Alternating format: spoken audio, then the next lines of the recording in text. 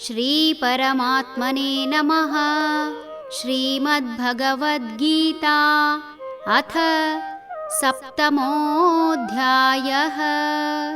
ಜ್ಞಾನವಿಜ್ಞಾನಯೋಗಃ. ಯೇ ಚೈವ ಸಾತ್ವಿಕಾ ಭಾವಾಃ ರಾಜಸಾಸ್ತಾಮಸಾಶ್ಚ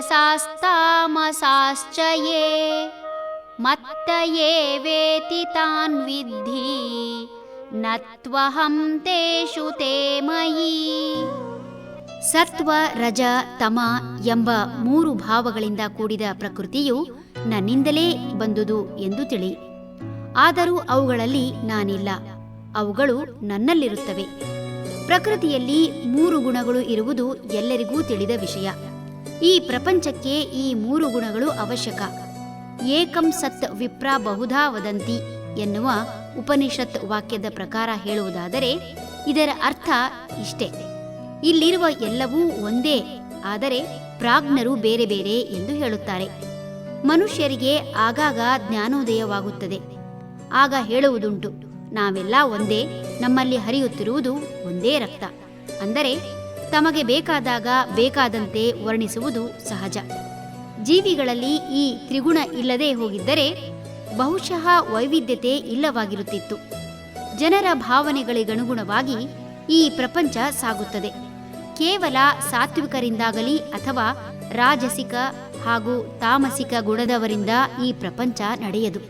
ಸಾತ್ವಿಕರ ನಿರ್ದೇಶನದಲ್ಲಿ ರಾಜಸಿಕರ ಹಾಗೂ ತಾಮಸಿಕರ ಜೀವನ ನಡೆದರೆ ಉತ್ತಮ. ತಾಮಸಿಕರು ಹಾಗೂ ರಾಜಸಿಕರು ಹೆಚ್ಚಾಗಿ ಅವರನ್ನು ನಿರ್ವಹಣೆ ಮಾಡುವ ಸಾತ್ವಿಕರು ಇಲ್ಲದಿದ್ದರೆ ಅರಾಜಕತೆ ಸೃಷ್ಟಿಯಾಗಿ ಪ್ರಪಂಚ ಅಲ್ಲೋಲ ಕಲ್ಲೋಲ ಆಗುವುದು ನಿಶ್ಚಿತ. ಪ್ರಪಂಚಕ್ಕೆ ಬೇಕಾದಾಗ ಅಂತಹ ಸಂದರ್ಭ ಕೂಡ ಬಾರದೇ ಇರದು. ಕೃಷ್ಣನ ಕೊನೆಯ ದಿನಗಳು ಇದಕ್ಕೊಂದು ಉದಾಹರಣೆ. ಸತ್ವ, ರಜ, ತಮ ಇವುಗಳು ತನ್ನಿಂದ ಬಂದಿದೆ ಎಂದು ಒಪ್ಪಿಕೊಂಡ ಭಗವಂತ ಅದರಲ್ಲಿ ತಾನಿಲ್ಲ ಎಂದು ಹೇಳುವ ಮೂಲಕ ಇದು ತನ್ನಿಂದ ನಡೆಯುವುದಿಲ್ಲ ಎಂಬರ್ಥ ಮೂಡಿಸುತ್ತಿದ್ದಾನೆ. ಸತ್ವ, ರಜ ಹಾಗೂ ತಮ ಮೂರೂ ಗುಣಗಳು ಸ್ವತಂತ್ರ. ಯಾವ ಗುಣವನ್ನು ಒಪ್ಪಿಕೊಳ್ಳುವವರು ಹೆಚ್ಚಾಗುತ್ತಾರೋ ಪ್ರಕೃತಿ ಕೂಡ ಹಾಗೇ ಇರುತ್ತದೆ.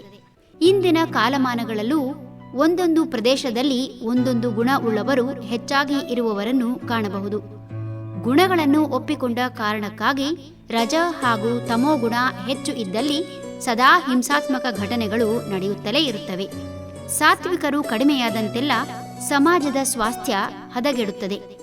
ಸಾತ್ವಿಕ ಸ್ವಭಾವವನ್ನು ವಿರೋಧಿಸುವ ರಾಜಸಿಕರ ಇಂದಿನ ಮನಸ್ಥಿತಿಯೇ ಸಮಾಜವನ್ನು ಅವನತಿಗೆ ತಳ್ಳುತ್ತದೆ ಹೊರತು ಸಮಾಜದ ಅವನತಿಗೆ ಭಗವಂತ ಕಾರಣನಲ್ಲ. ಹರಿ ಓಂ.